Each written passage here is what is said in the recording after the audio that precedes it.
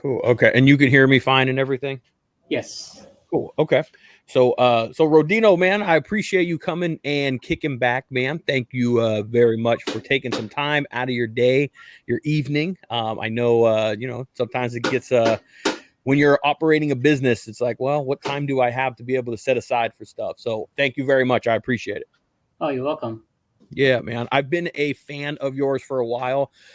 If you can, I know that you're, I kind of read up on you, and I've been a follower, so I know a little bit about your background. But I want listeners and stuff to at least have an understanding of who we're talking to and kind of a little bit of your story.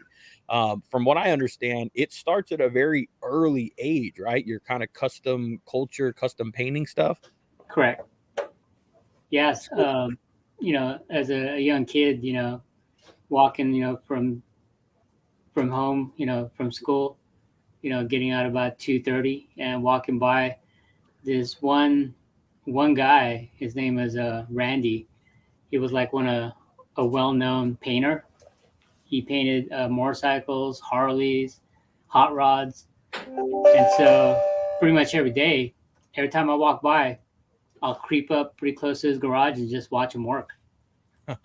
And that's what I did pretty much every day. And I think during the summertime, at an early age, he saw me on the corner of the garage, and he asked me. I said, "You've been coming here for quite a while. Why don't you come in and take a look?" So I walked in and looked at what he was doing, and I studied about it a little bit. Checked out some custom books like in the library, and just I was very, very intrigued to have somebody around me to watch and to do some. So Some was this like a neighborhood guy? Like, I mean, Yeah, was it it was a like neighborhood guy. so was it was or it wasn't? It was.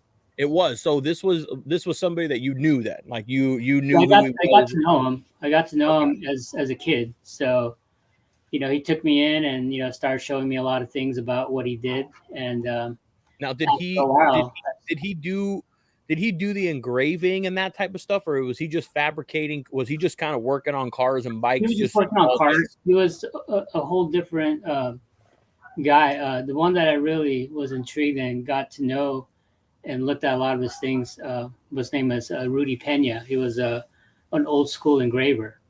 Okay. He's actually, he's not engraving. I think the last engraving he did was 10 years ago. So he's really the old school guy.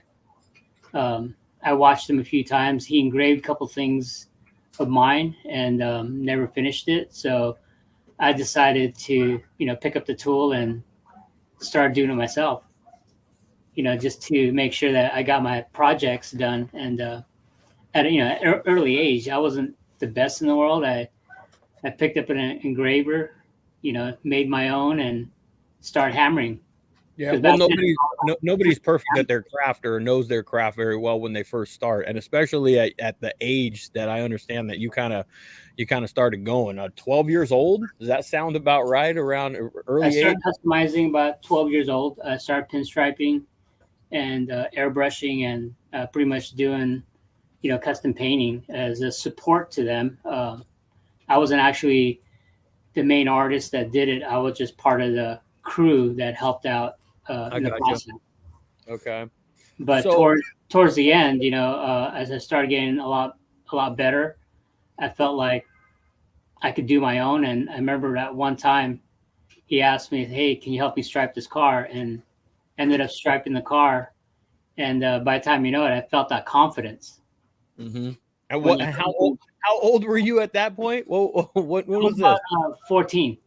Man, 14 years Yeah, old. I And started feeling don't confident. I hope you don't take it, personal or anything. How old are you now? I mean, so how far of a span are we talking? I'm in my 50s. Okay, so man, you've been this is 30 years, 30 plus years Yeah. in the making then is what you so like I'm looking, I know people that are just going to tune in and listen to the podcast. I'm looking at your plethora of stuff that's behind you. This is like that's like 30 years of work and tool collecting and organization that in the making, man. That's so you've been doing this for a minute. um For a long time. But Yeah, yeah. in between that, 30 plus years, I did have a 10-year retirement. I walked away from it. Why is that? What was the deal? Um, the reason why I walked away from it, I was so busy. I was sought after by so back then we had no Instagram or anything. I was pretty much put in a lot of magazines, and I was sought after. Pretty much in California, different parts of the state, and doing a lot of work. And it got to the point where it got so tiring. I mean, when I wake up, there's people in my front yard, or when I go to the restaurant, there's people chasing me. It was like I couldn't get away from people, and Wow. I felt like you know, your art, your passion became work. Yeah, that's a fine line when it becomes that. I can understand because I'm sure up to that point, it was still it's your creative side coming out of you. It's the process coming out of you. It's you still enjoying it and liking what you're doing and like seeing the final process. But I can imagine if it gets to that point, that's like celebrity status, man. That's like full on like, So I used to enter a lot of contests and everything, and I used to win a lot of contests. And from there, I started working with so many different people. At the same time, I was also illustrating. I was an illustrator, designer, and I did a lot of airbrushing, and I did a lot of illustration for a company as in a young age. So I was able to put a lot of my artwork out there. I was published in so many different books, and magazines, and editorial art. And so I remember one of my teachers used to mention to me. I said, you're taking all this art so fast, you're being successful at it. Be careful as the burnout stage. Hmm. And mentally, I don't think I was ready for the business, and that's where really put me into that depression mode. I felt like Man. I couldn't handle and I couldn't say no to anybody. So it got to the point where I was just overworked, too much work, 7 days a week. I feel you, man. Like, I don't know, man. It is something about it. Us as men have a hard time saying no, and then when it's like work and like, I don't know if you have a certain work ethic, which it seems like you do. You have a hard time turning away work, or you have a hard time saying no in those scenarios. So I know what you mean when you have that feeling of like, I don't want to tell this guy no. I want to do the work, or it's just the work ethic in you. So man, it's interesting to hear how it can like people like myself. I don't know that side about you, and I didn't know that about you, but it's in what is a passion of yours. It's interesting to see how it can take a turn kind of in that way with, I guess, your popularity and your skill. It can kind of turn on you in that case. Was it like lowrider scene? What was it that were you, because your stuff's been featured in magazines and like the cars that you've worked on and the bikes that you've done, a lot of them I makes its think way to print and I stuff. think I've done more before I retired than I'm actually doing now. So I work in the industry, like in the hot rod industry, the monster trucks, the lowrider bikes, the little motorcycles, the Harleys, the lowrider cars, and also the Euro cars. I used to do so many Euro car. One of the Euro car that I did, three of them, was out in the cover of Lowrider magazine. So, and I was doing one car that was going to be a Euro of the Year. And when I was working on that car, I put so much time. I put all the murals, striping, patterns, and everything. And when it came time to finishing that, um, it never happened. It never became the Euro of the Year because the owner kind of lost his passion, completing the car. And Man, from there, I felt like, I think I'm done with this, and it was just too much. It was just too much stress, taking on, 5 different big projects at the time, and the outcome didn't really pan out the way I wanted to. So what year was that, or what car was that was going to be Euro? it was back in '96 or '97. Okay. And I asked that. I mean, I mean, I see. I was 96, 97. I was a younger cat. I was about 14.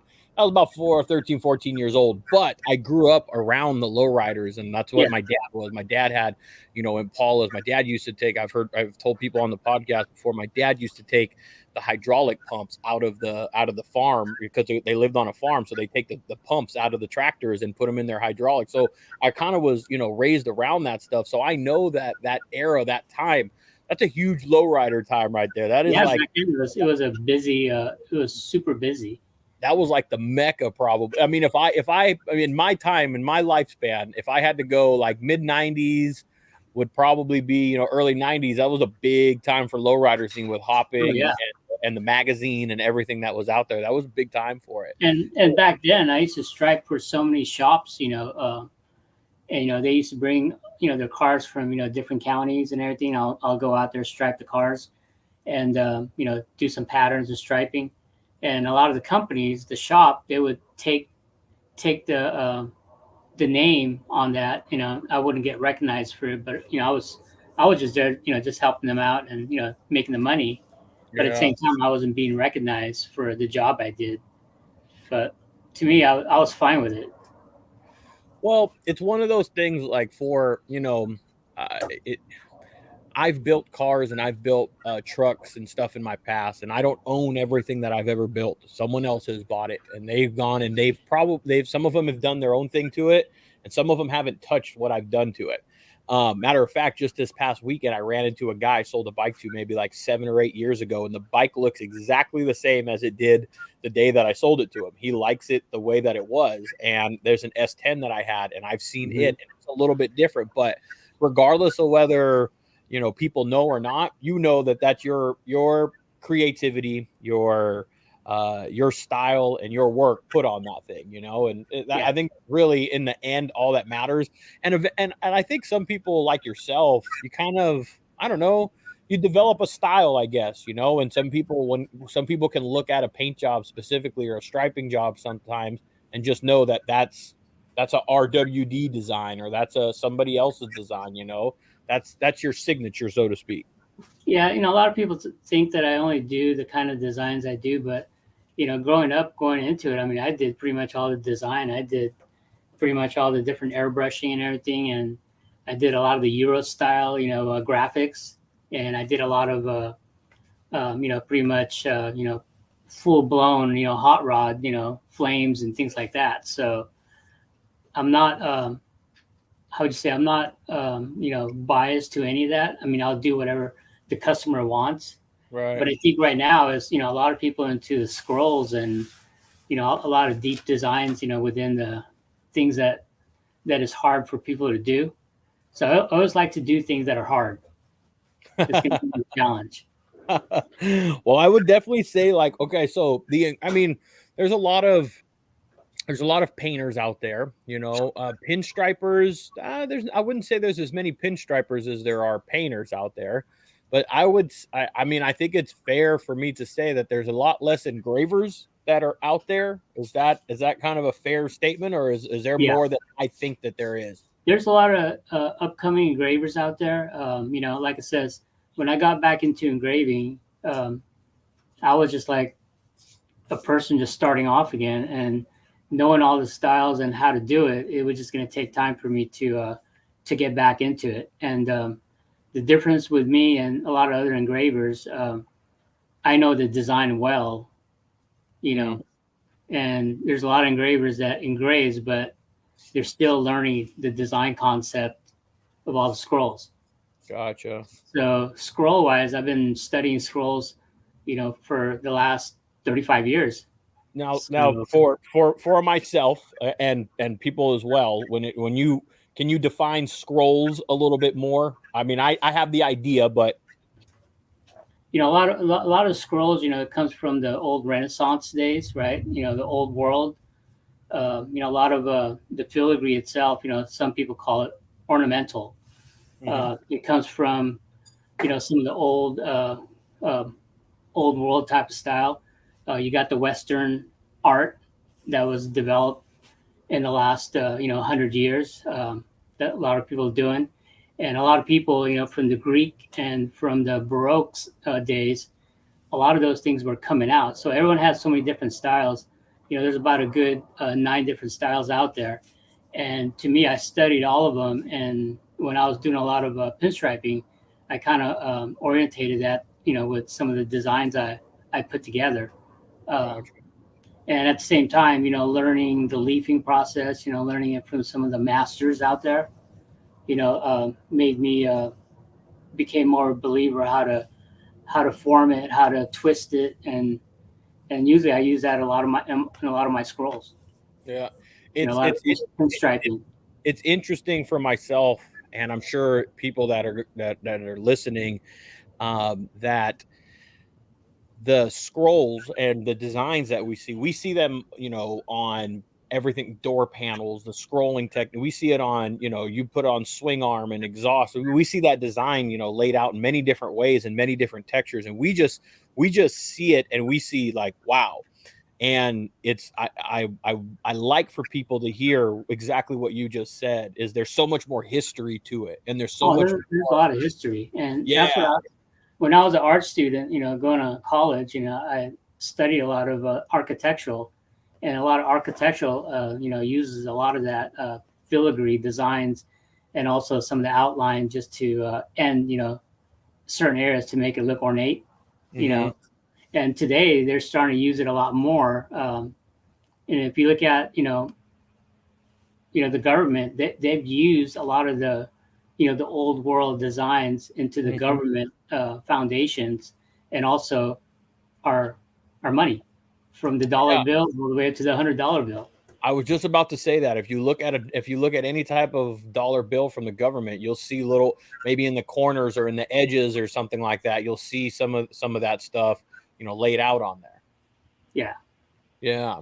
So I So always pretty much put that together when I did a lot of design work. I always had that way of putting it in there. Or sometimes when I'm in class, I'm doodling just a bunch of scrolls. And once I start doodling those scrolls is embedded in my head, and it comes out one way or the other. Like a month or 2 weeks later.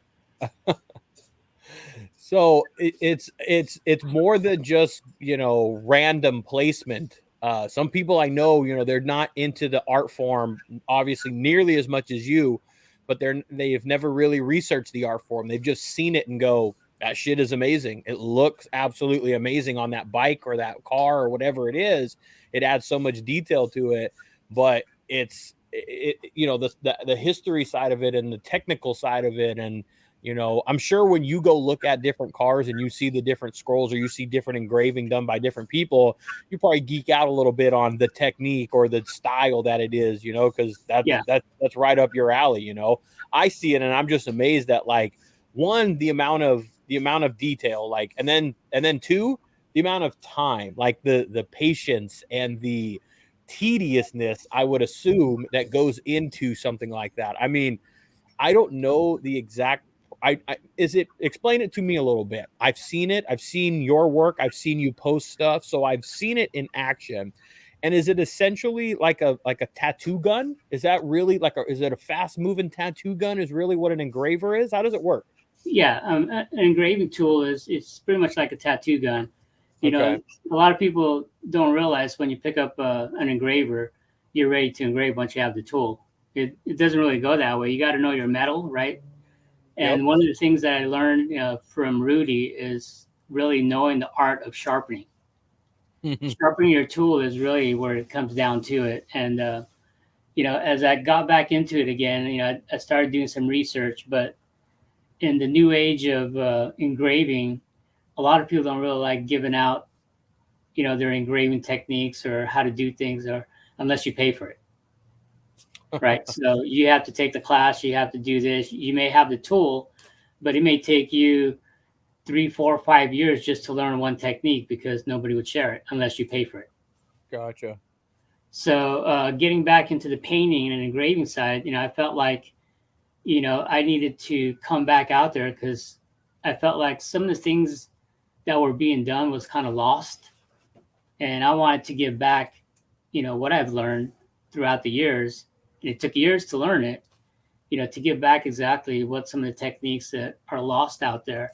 So, the new people, the new young, artist that's going to be out there in the next, 5, 10, 20 years, the future masters, they're going to at least learn the really foundation of, doing the craft. Yeah. That's why when Go I ahead. went to a car show and a bike show, I took my kids with me.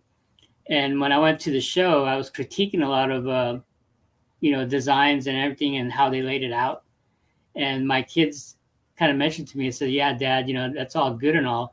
We knew you were good back then, but you're old now. You're retired. You can't do that. These are new age, people that has more advancement than you." And so I thought about that, and that's what really got me back into it. So one person gave me a bike to paint, and I painted it. And that year, I got best paint. So that's when it really opened it up for me, and I said, what, I still got it. I was gonna ask, I know 10 years removed from anything. Were you were you actively doing anything at all, just as a hobby or as a passion? I was doing some illustration work. I was Okay, doing a lot of airbrushing, commercial type of illustration, some but editorial. you weren't doing engraving work or I anything wasn't like doing that. engraving. I wasn't doing pinstriping. I wasn't doing, custom painting, anything like that. But it was Okay. always in the back of my mind, So so I can imagine after 10 years, yeah, things have changed. Game has changed, technology has changed. Technique, like you said, has changed. So I could imagine you needing to find, but I would also think that, well, I guess, how long were you established? I don't know that I asked that, or I know. How long were you established before you said, well, had people coming after you, so you were established when um, you walked away then? when yeah, I was still being sought after, but not being the social media highlight, people didn't know me. Gotcha. So that was a whole different. But the older people that knew my work, and some people were looking for me to see if I still did it. One of the person that was looking for me, he found my wife's Facebook, and she posted a bike that I painted, and he kept on reaching out and said, "Can you you know give me the Rodino's contact? I want to talk to him because I want him to paint my bike." I said, "I've been looking for him for at least about 6-7 years." And so, because I've been pretty much, no one knew where I was, no one knew where I lived, you know, working for a corporate company, just made me hidden, for a long time. Yeah. At the same time, I had that passion to do it. It depressed me not being able to do it because I still knew how to do it deep Okay. inside me. Yeah. I I I was going and I was saying that 10 years from anything would be hard to come, not hard to come back, but definitely a learning curve again. You gotta kind of relearn the techniques. And Right. what I enjoy and what I like hearing you say is, and because I see it myself a little bit more nowadays, is that it's I don't necessarily agree with it. But people are a little quick to not want to share some of, like you said, techniques or styles, or information, I guess, is the best way to put it, to be broad and just kind of cover the whole spectrum. Information is the best way to put it. I got a buddy that's behind me right now that is wrenching on his bike, and I'm helping him and showing him some things along the way as we're going through it, because I want him to have that knowledge so that the next time he has an idea and a concept. I'm a big advocate for that stuff. So I'm glad that and I get it. People, when you have a craft like you do, people want to pay for it. It's a lesson. I understand that aspect of it. But then there's the other, like, hey, don't let this craft die. Now, no mechanic is ever, no mechanic, thing is going to die. There's always going to be mechanics. There's always going to be people that take your bike apart. But like yours, like, don't let a pinstriping, fad die. Don't let custom paint die. Don't let an engraving thing die because you were not willing to pass on knowledge, pass on information, and keep that thing going. You know what I'm saying? I'd much rather someone know all of everything, because we all have an expiration date. We all know that. Yeah. I'd much rather somebody, whether it's your family or someone else, an intern, know that knowledge that you have, to continue to pass it on next generation.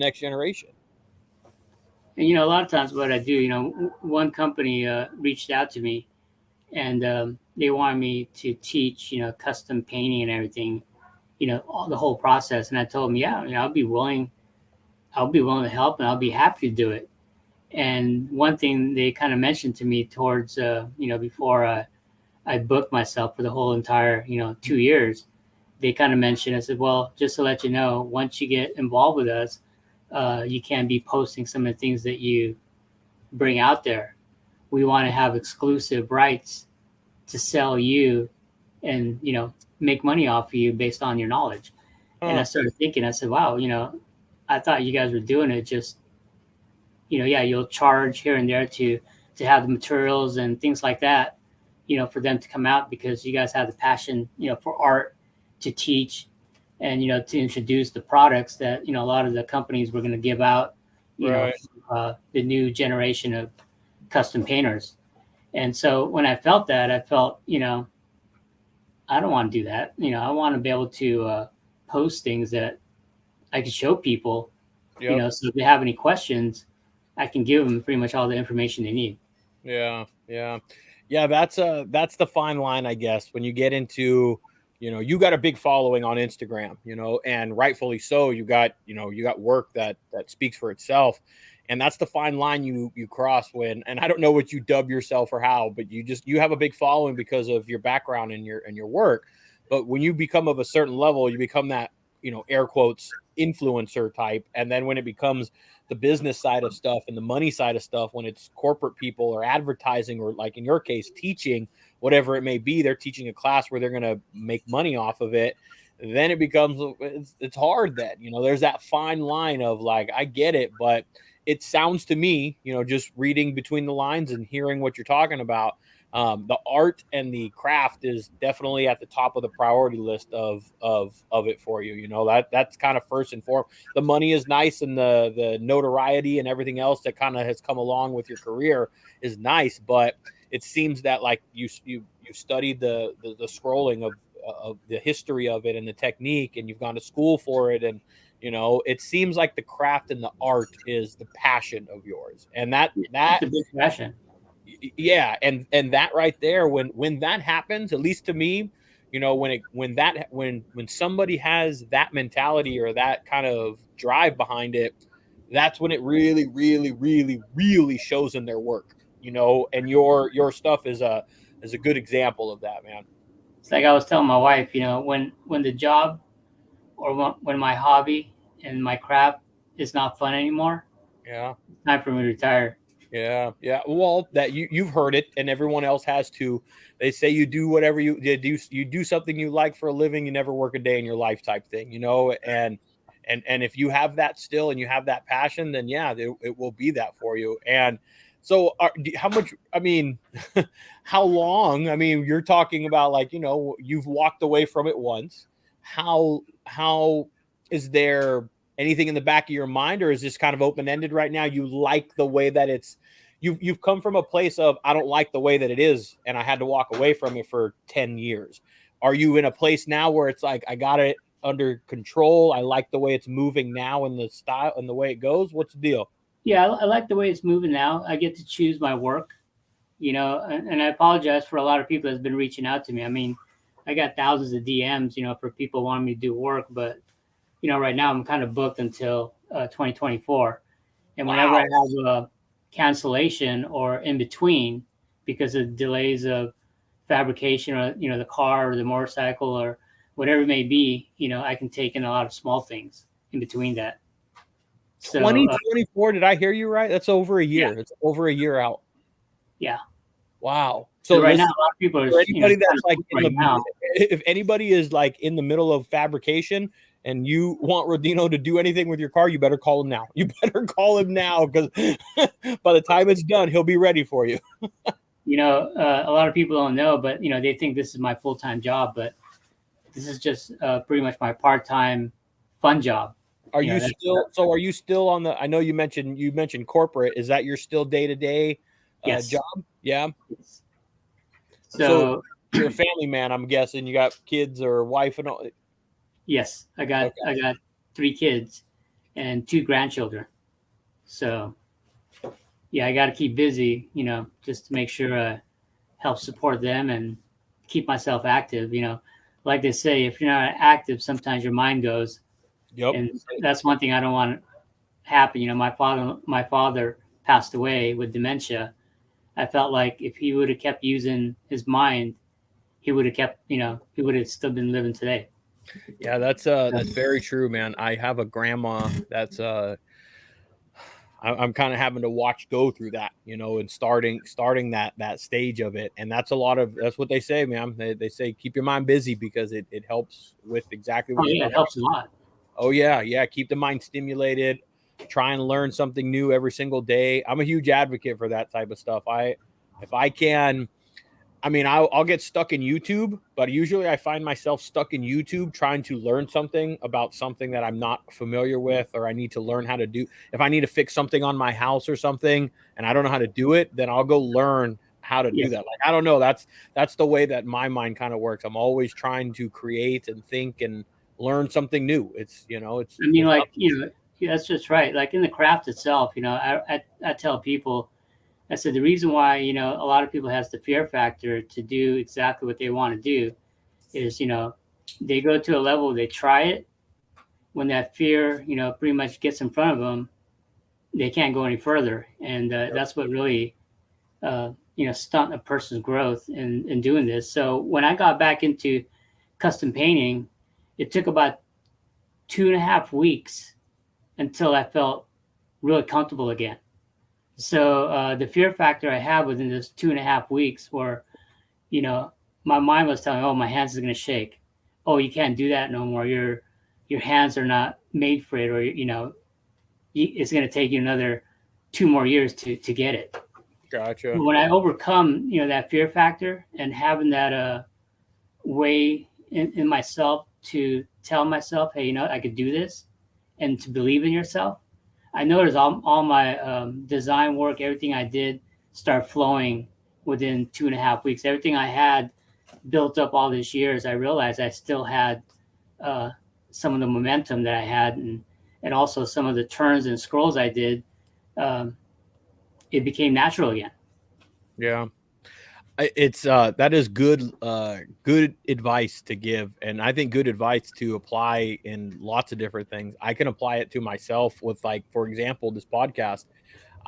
Once I kind of got over the fear factor, like as you're kind of putting it, of being in front of a camera or speaking into a mic and listening to my own voice, or like I've gone to events where I'm live at an event and I'm sitting at a table and people are staring at me, looking at me like, what do you do, like what is going on over there? Once I got over that, it was it was easy. It's amazing how that was. It's like, oh, this is nothing. So there is that barrier in everything that we do, and it's really good advice. Get over that fear portion of it. Once you get over that hump, then it's I wouldn't say it's downhill, but boy, does it open up the floodgates. Yeah, and like I said, there's always going to be challenges, but that's what I like is a challenge. I remember, one of my boss, kind of mentioned to me. He goes, "Hey, Rodino," I said, "you're one of the famous artists back in the days. How come you don't do it anymore?" And that question really, like kind of looked at it, and plus my kids were like saying, "Oh, you're too old. You can't do all those things no more." And I felt like I said, I'm never too old to do any of that because that one day that I talked to my aunt, she's about 97, and she goes, "Never die, never let your mind die. You got to keep going. Yeah. It's not about the age. It's about what you want to do in life and how you want to push yourself." I said, "That's the reason why your dad passed away. He died early because he gave up." Mm, mm. So I started thinking, I said, I'm gonna do a lot more for myself and, use this as a stepping stone and also, to gain, some of the passion that I had in the past because I wanted to feel it again. And so once I felt it, it was like the best feeling in the world. And, I wanted people to see what the impression that I did, for myself and what I can put out and, give out to others and help people with their, their projects. It's a lot of fun. If I can't own the project, at least I get to help somebody. Absolutely, man. And I'm sure it's a blessing and a joy, and to see your work. I mean, worldwide. I'm sure we're at this point. At this point in your career, I'm sure your work is worldwide. Yeah, I'm doing a lot of work from around the world. I'm trying to do a lot more in the California area, within the western side of the states, and so I can go out there and look at it at the shows. Yeah. I mean, some of the ones I did, pretty much in Canada, Europe, and I'll probably never see those work again.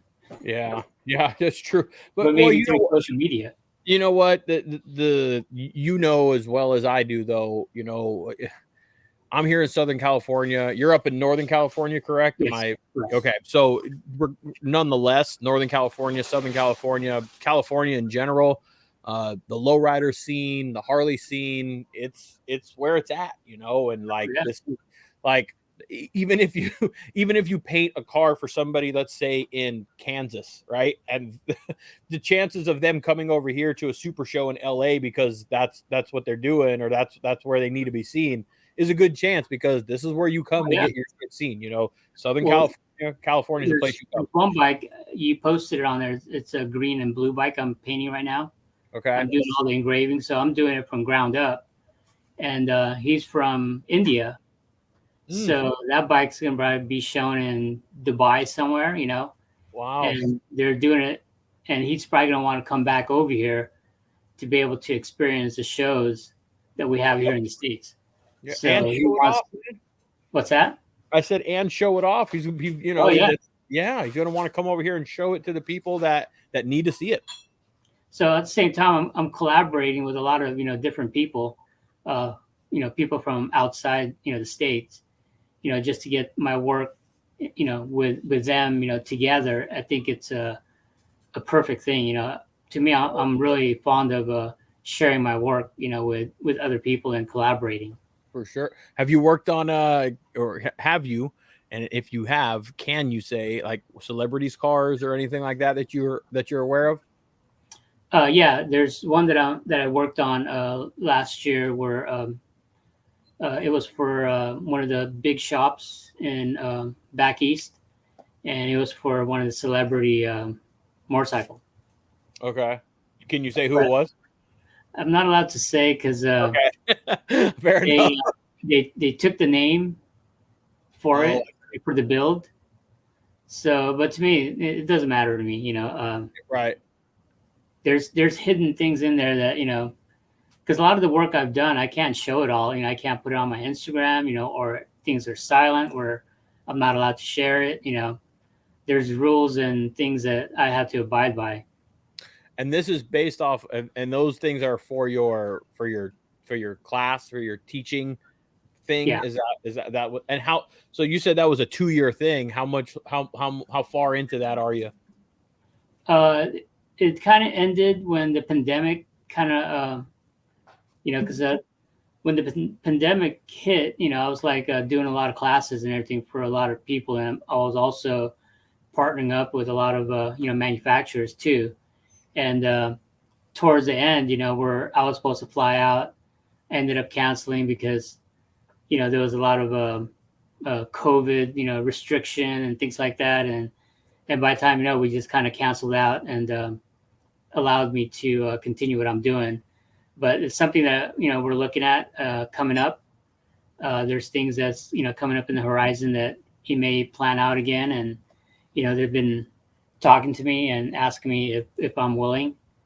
So there's a lot of other people that I'm actually in the works right now, collaborating with either the manufacturers or factory designs that I'm working with. Will that handcuff you a little bit again, or you make sure that won't limit you in your what you can show to your followers and your fans? It won't limit me. I mean, there's a couple of projects I do have that I'm working on right now that's kind of bottlenecking me right now. This car is a big project that's coming up where I'm going to be involved engraving everything from the engine to the undercarriage to the outside, and I'll be collaborating with another painter to paint the outside portion where I'll be doing all the design work. Then from there, we'll be doing the undercarriage. The frame. The car is completely Wow. in pieces. So this one is probably going to take at least about 9 months to complete. Wow. Because it's all the way to they're trying to go for lowrider. Some of the hard hitter. He wants to be a hard hitter on Yeah, the yeah. lowrider world. So Whether you're a fan of them or not, lowriders, man, they go hard, man. I mean, oh when yeah, it like the engraving and the full, I mean, you will see if you go to a show. Let me give people advice. If you go to a show and you see a lowrider and you see mirrors underneath that thing, stop and just take 5-10 minutes and just look at those mirrors, and you will be amazed at how much detail there is underneath a car that you will never see, that you'll never know. And the only way you're going to know is by staring at the mirrors that are planted underneath it. It's insane, man. Like, do you ever scratch your head? I mean, maybe you say it, maybe you don't, but do you ever wonder, like, why am I engraving this? Nobody's ever going to see this. yeah. I mean, some of the things that I'm doing is like beyond anything. I mean, things that you'll never see is fully done. From the suspension all the way down to the nuts and bolts, or pieces that's engraved and painted. And some of the items that I'm doing now, he even also wants to inset uh, diamonds on there or rubies. Oh, Yeah. so it's being so the engraving wasn't enough, and then the chroming and the gold plating and everything. Now I haven't gone and like dabbled in the lowrider stuff as much, but it sounds like it's going into rubies and diamonds that are going to be inlaid on this stuff now. Well, a lot of people are doing combination gold and chrome. They're doing a lot more. So a lot of people don't understand that, in order to get a part to start engraving, you gotta strip the Yeah. chrome off of there. You gotta polish it. You gotta engrave it, and from there it goes back to the polisher to give it a light, surface prep. Then from there it goes chrome. Then after chrome, they mask the area that's chrome and they gold plate some of the leaves on there. And from there, it's like it takes forever. So if you're really committed to do that, that's one thing. You got to have patience when you're building a motorcycle or any type of cars. You got to be really patient. Especially when it's as detailed and intricate as like the cars that you're working on and around. That's you're going to need to make sure that you have patience when it comes to that, because it's a lot of work. It's a lot. Like, for example, let me just for my sake, a primary, like, because I know that's something you've done. I've seen the work that you've done. A primary cover, and most of my listeners will have an idea of how big a primary cover is on a Harley. And I'm talking about the whole thing, not just a little derby cover, the entire primary. Just for that, what is something like that? How long does something like that take you, start to finish, with the design and layout? What does something like that take you time wise? About a week. Just for that piece right there. Just Yeah, that piece so right there. about a week. Planning it right, and I could do it a lot faster, but it all depends on the type of designs that's required on it. Either you're going to go the old school style or something that a lot of people are doing now where they're dimpling everything, or putting backgrounds. So there's a lot of things that goes with it. Like depending on the metal too, the primary covers, you got to be very careful when you're engraving those, because those are super soft. You could really go in really deep if you don't pay attention to all your cutting and everything. So yeah, it's not like a regular steel where you could really engrave decently. And a primary cover is really soft. Okay. It's more of a pot metal type of majority of them is like pot metal. It's not aluminum. Yeah, it's all cast stuff, right? Yeah, it's all and so that's a whole nother ball game. That's a whole nother element that you have to consider and you have to think about when you're doing this, is the metal. Like you touched on it a little bit earlier, is the metal that you're working with, is whether it's aluminum or like cast or a full on metal piece. Like, what's the toughest metal to work with? What's the hardest one? Stainless.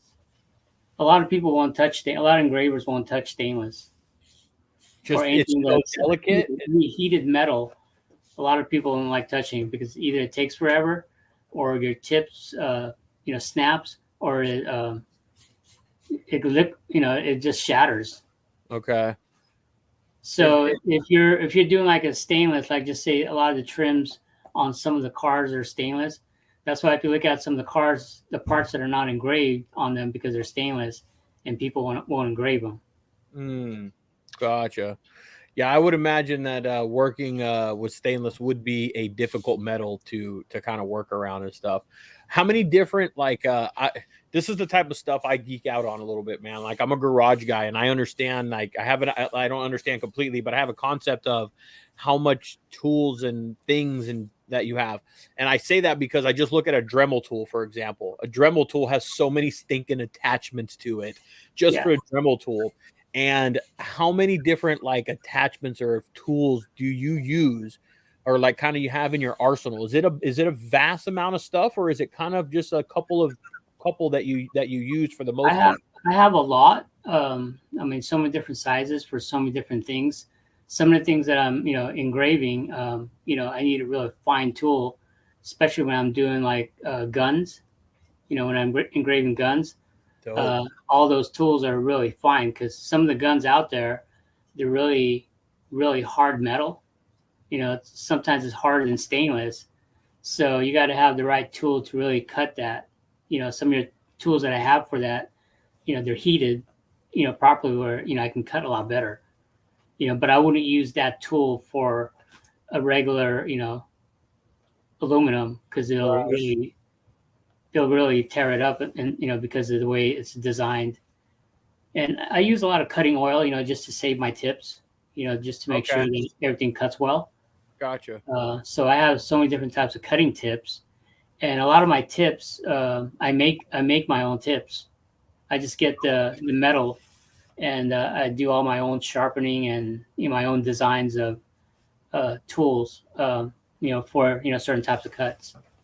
That's a true. Yeah, it's like like machine shops. You got to come up with your own tools and your own ways to press out bearings or do kind of funky stuff. I'd imagine the same way. And you're already grinding metal and shaping it in any way or as it is. So no difference with a tip anyway. You and probably better that way. That makes total sense because if you need to get into a fine area or you need the tool to do a certain thing, well, you just cut it and shape it to do exactly what you need it to do. There's no guessing or trying to figure out how to make a tool that exists work for your need.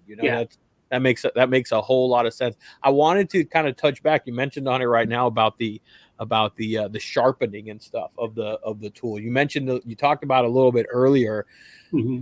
That sounds to me like I have a slight background, a little bit of a background in paint and body. And one of the things in paint and body, and with your airbrush and stuff, and I don't know how much you do as far as repair or fabrication, but when it comes to like the paint and body of it, the prep portion of it is extremely important. If you don't have good prep, for me, you're gonna have a crappy paint job when it comes down to it. You're gonna see right through your paint. And so it's interesting to hear that it sounds like a very similar concept when it comes to your engraving, is that your most, I guess, the weapon to have best in your arsenal is your tools prepared and sharpened, and like making sure that that technique down, because if you don't sharpen your tools, you're going to be kind of out there in high water.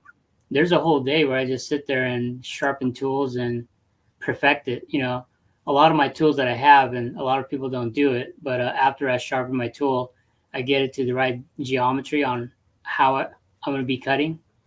I polish them to a high chrome finish on the tips. And that's very important that a lot of people don't know, because whatever I translate from that tip will translate to the cut. So in other words, you'll have a bright cut. I see. Interesting. Okay.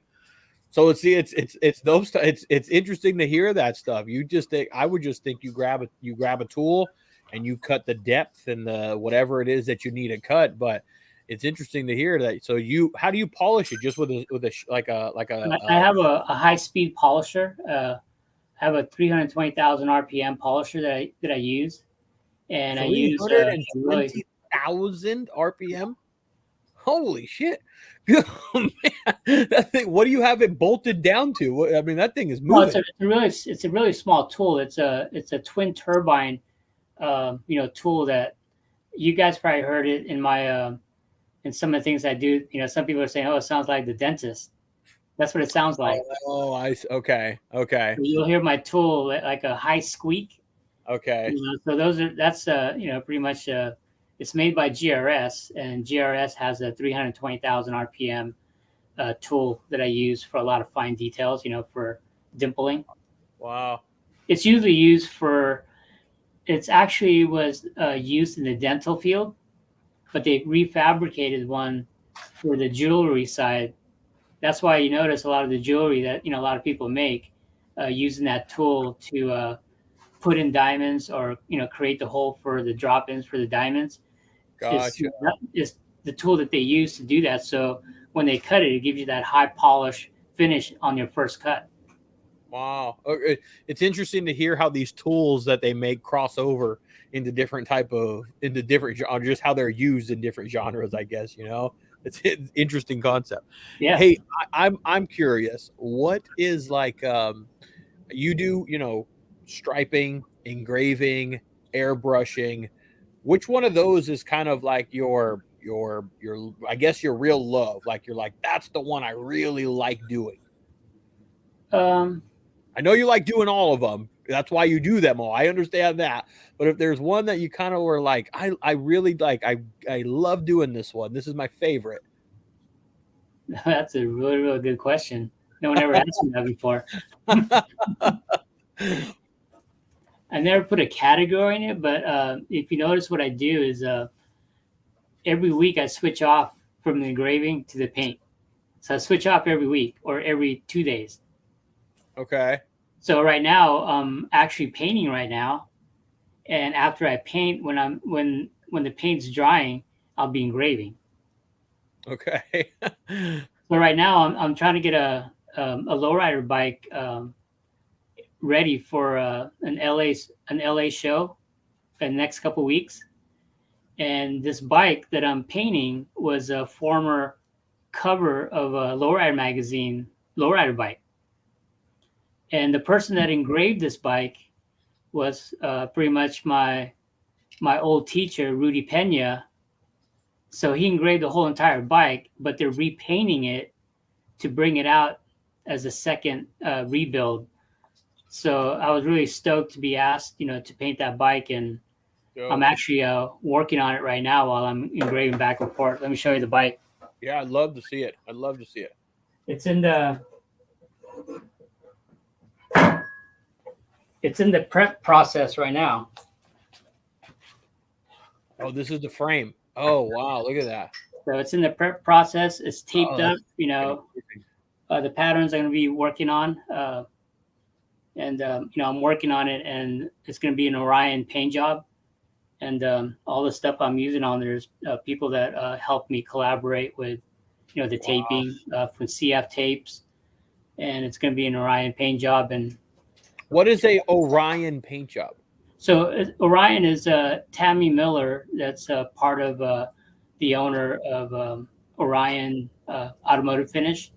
So she's like a house of color. And what they're doing is they're presenting their new Orion candies that's been out now for the last year.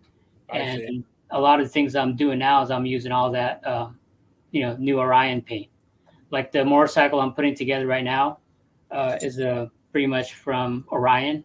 So this is going to be an Orion paint job. Okay. So it's going to be something that's going to be worthwhile to see, and it's nice to be part of it. So this is going to be a pretty crazy bike when it's done. So they're going to compete pretty much in the same level where this bike's going to be on a turntable. So it's really nice to be part of it, especially being part of an OG engraver, an old craftsman. That'll be a part of it, my paint job and his engraving. That's pretty dope. I'm looking at it. So that's how I don't want you to have to hold it forever, but that's how you lay the pattern down, is you sketch it out on a piece of paper, and then you lay it on you have a template basically. Well, it could be a template. I could do it without a template. Okay. I want to make sure everything matches, from each side. And also, a lot of things I do, I mean, I can sketch it out and just do it. Yeah, but with this bike right here, it looks like you wanted to lay it on there, step back, see what you're kind of looking at, and see Correct. how it looks. Okay, yeah. So you I'm wanted, the type of guy where I can change my mind in a minute. So I want to make sure that So this is the first phase of the paint. So I'm gonna have it ready for that show when it comes back. Then I do the second part. So what is it in right now? What am I? Is it in like a silver base right now, or what So is right it? now I shot it with the silver last night, Okay, and I taped it up when I got home today. So gotcha. right now it has the silver base on it with a micro flake and also a smaller medium flake. That's gonna look so killer, man. And what's the timeline for this one? What are you I kind got of? it finished by next Thursday. Wow, you got a little bit to go, man. Yeah, I'm on this stage where it's going to be downhill from here. Okay, So once I okay. have the decision on what I'm going to do, I can pretty much go to town on it and have fun with it. I'm looking A lot of forward. people don't understand that. They think a small one versus a big car. The big car is a lot harder. I never had any problems with the size of my project. Back then when I was young, I used to paint big buses. Dude, I would have. Well, I saw you painting, or not painting. I saw you engraving. I think you might even posted it today. A paint gun. Look like. You want to go put it down? You can go put it Yeah, down, we'll man. put it Yeah, down yeah, real yeah. quick. Go put that thing down, man. Last thing I need you to do is drop it or anything, man. That's not what we need.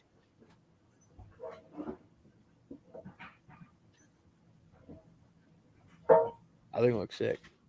This guy's so tight. Have you seen his engraving work? It's fucking amazing. The guy's fucking OG. So right now I'm also building a bike for myself, just to showcase. So I'm doing mine when I get the chance. What are you building? What is it? What is it? It's you probably seen. I posted it a few times. It was the two-tone candy blue on there. It was like a darker Orion blue on there with a Regal blue on there. Okay. So I showed the tank, and the fenders are all engraved too, and I'm going to finish up the fenders in the next couple weeks. When you say bike, are you building like a pedal bike, or are you building like a Harley bike, like a lowrider bike? Harley. It's 100%. Harley. Okay, so what year? So what these year? are my wheels on there. This is the rear wheel. Look at that shit.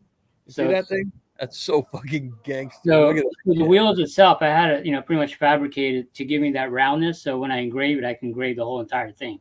That's so sick, man. Look So at that. these are going to be engraved all the way down to the inside mount and all the way down to the hubs. The hubs are going to be fully done. Wow. That's dude, how much time you have in those wheels right there? Like, where do you find the this time? right here? Oh, that's the hub. Oh, that's this is the hub for another motorcycle. This is one for going to on the other side of the world, Dubai. Okay, this is going on the one that you're talking about right now. Yeah. That thing is, dude, that is a work of stinking art, man. It's so do you send them in like that case? Or are you just sending them the pieces and then someone else puts it together? Oh, no, they give me I got a whole crate here I got the whole motorcycle at my house in pieces. And so you just do your thing on it and then you send the box back basically and they'll put it back together. Well, we're going to be sending it to a plater that they chose here in the States. Gotcha. And that will be going, once it gets finished up there, it'll go back to their country. They have a special shipping, company they use. Wow. So, it's a lot of work. Especially, I think the hardest part is packing everything. Dude, where are you finding the time? I got to ask, where are you finding the time, dude? Like I said, I pre-select my work. I don't like to be rushed. If I'm going to be rushed to do things, I won't take it. I feel you. So it gives you at least so it sounds like it at least gives you the time to work on it when you okay, I'm going to work on it or it's going to take me this long to do it. If you could deal with that, then I'll take the project on. And it sounds like you'll work on it like I'm in the mood to do it. I'm in the mode to do it. And everything else, man. You got a busy plate, man. You're already working a full. What are you a Monday through Friday guy for the corporate job? What's that? I'm sorry. Are you for the corporate job? Are you Monday through Friday? Are you a Monday through Friday guy? Through Friday. Monday through Friday. Yeah. So you just clock in, clock out type of guy. Then, like me, I'm on that side of it too, man. I got a corporate gig myself where it's my clock in, clock out. It's my health benefits. It's my 401k. It takes care of the mortgage. It takes care of all that stuff. And just like you and what I'm doing right here, with the Well, podcast, and all that it's stuff. like my boss kind of worries sometimes, that I'm going to be leaving the company because some of them they know my Instagram and they know what I do, and they kind of got worried. They're kind of asking me. I said, "This is just a hobby, right?" Couldn't I mean, you don't have to name company or anything like that. What is it that you do? What department or what are you in? I'm part of a management. I've been part of management for the last going on 18, 19 years. Wow. So Okay. I've been with the company for 26 years, and it's like pretty much in the same time frame. But my older boss, he was a car collector, so I used to do a lot of custom painting for them. And with the company, I design a lot of the trophies. I design a lot of the things that we do, marketing and things like that. So I'm also part of the marketing design, for the company I work for. Wow. That's interesting. I work for a Fortune 500, company, and we're one of the biggest design, build, construction company in the U.S. So right on, man. Hey, stability is always nice too. Stability yeah, is a great thing to have. I don't know where my company that I work for, my corporate company, where it falls in on the Fortune 500, but it's in there, and so it's stability, yeah. and then it gives you gives me the stability, gives me the ability to go and do this stuff just like you're doing kind of right now. You probably could though, man, if you're booked until 2024, you could probably quit your job and go and book yourself until who knows when, Oh man. yeah, I could do that. I could take in more work Yeah. and take on more employees, to help me do it. But like I said, I don't want my job, my side hobby, to become a job. I want it to continue to Yeah, be a passion. yeah, Like I man. said in the beginning, if this job that is not fun anymore, then it's time for me to retire my passion. Definitely, man. Definitely. I can totally relate to that, man. On that note, dude, I don't want to take up too much more of your time. I got to get this bike over here together, man. I really do love the fact that you are it's definitely passion for your craft over anything else. And that's nice to know that not that it matters for me or anything like that, but I'm definitely I'm 40. I'm about to turn 40. I'm going to celebrate actually my 40th birthday party. Oh yeah, Uh, I saw that. Congratulations. yeah, thank you. Yeah, so I'm not old, but I'm not young either, but it's nice to know that the passion is still there. I like that old school kind of mentality where you're still trying to you want to pass that on, you want to teach people, and you want to pass on that knowledge. Well, And you want to teach the new generation. Got to remember the new generation. You got your new generation. They think different than the way I think. yeah, I'm learning that. Yep. It takes a lot more to get where you need to go. Some people think they can just pick it up and just, I'm a professional. I'm doing it. Or someone can pick up an engraver, and next thing you know, a month, 2 months later, they're charging people to do some engraving. Yeah, it does. It takes a lot more, to really, bring your passion together. I mean, to me, I kind of mentioned to myself, I said, I'm going to give myself 6 months, before I get back into the engraving and start charging again. And but a lot of people don't know that I picked up an engraver years ago, and I'm getting back into it to perfect my my craft, and I'm always willing to learn from some of the old masters to see what they have. So I'm always a student. Fuck yeah. I love I love to hear that, and I love for people to also hear that message that you can never stop learning. Oh no, you can't. As much experience and knowledge and work that you've put out, and your work speaks for itself. As much as all that matters, you yourself are still learning and wanting to learn more, and that's a message that everyone should hear and apply Yeah. to everything that they do.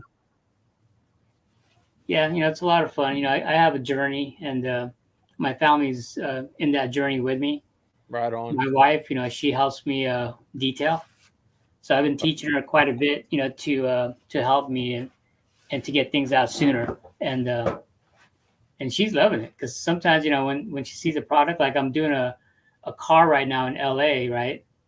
And no one knows who it is because they don't want an engraver engraving someone's car in LA. So I have to keep that silent. So they can only go to selected, companies that, they work with. I got So, you. but at the same time, when my wife sees, some of the finished work, she feels that was me that did that. It's not Yep. just you. It was me that all the hours put into it.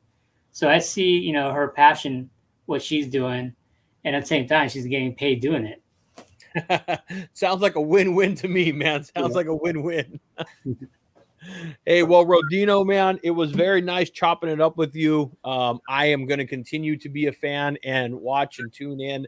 I would love to have you back on anytime, man, to be honest with you. If you have a project or if I can convince you to come back on again and talk to me, man, and Oh talk a yeah, little no bit more problem. about I'm always open to that. yeah, man, I like doing this stuff. It's I hope I you apologize from last time. For some reason something dropped off when we were trying to collaborate before. It was kind of hard because I was really super super busy, and my time was being taken up every which way. don't worry about it, man. It's always nice when people take any amount of time, but don't worry about it. Here we are now.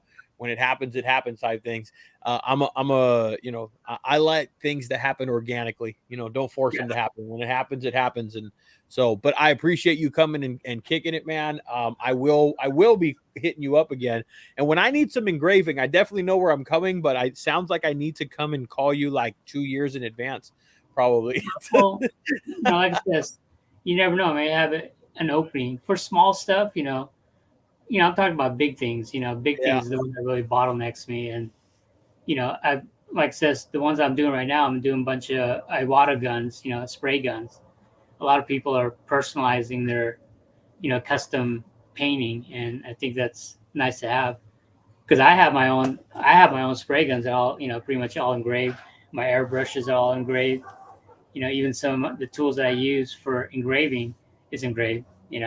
That's your tool, man. You want to make it look good, Shit, it's like our motorcycle, Yeah. Same thing, man. Yeah, So I'll let you know once I get closer to finishing up my motorcycle. It's going a slow transition on mine because I got to put mine on the back burner all the time. I imagine so. Well, I would love to be able to share and see. I know I will see it because I'll be following along, but anything that I can share or you'd like me to share, please tag the page and I would love to share that to people. Okay, sounds good. Right on, man. Well, hey, you have a good rest of the night and I'll be talking to you soon, man. Hey, thank you. All right, man. Have a good one. You too. Oh, all right. Rodino. There's Alyssa. Alyssa's hanging out with me right now. You know how Alyssa's hanging out with me? That right there.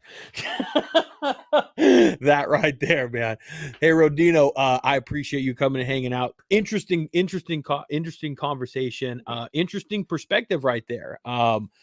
So much more goes into engraving than you guys think, than you would ever thought. And I know, I kind of geek out on that kind of stuff. When I see it, I have an idea of what it takes and what needs to be done.